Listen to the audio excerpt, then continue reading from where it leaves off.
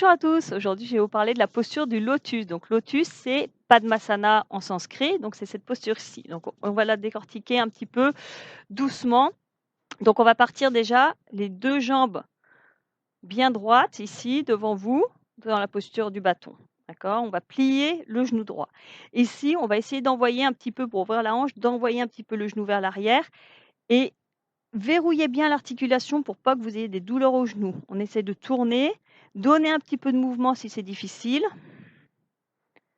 Hop, gardez votre pied haut et essayez d'amener votre pied le plus haut possible et en même temps, repoussez le genou vers l'avant. Alors toujours en faisant attention de ne pas avoir mal au genou. Hop, et on vient tranquillement poser le genou.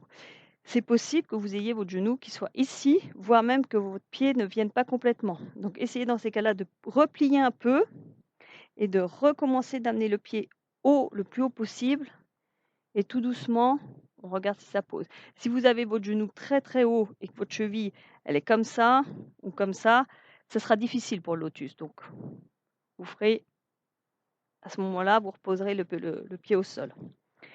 Hop, on amène et tout doucement, on va faire l'autre. Donc, on plie le genou. On regarde que le genou là, il reste bien, qu'il n'est pas reparti vers le haut. Hop, on tourne. Hop, et on regarde si on peut venir poser.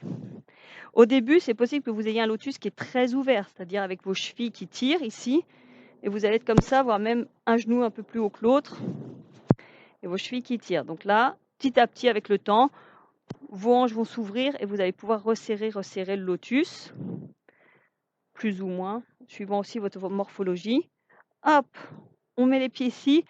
Et je vous montre une dernière pour faire venir un petit peu la force aussi dans le ventre, qui s'appelle Upliti, la dernière posture de l'Ashtanga Yoga. Donc, si vous avez votre lotus, les mains au sol juste devant les hanches, les doigts un peu ouverts, on lève les genoux en premier, on serre le ventre, on inspire et hop, on soulève pour Upliti. Donc là, vous pouvez rester 5 à 10 respirations dans cette posture. Très bonne posture pour faire venir un peu de force.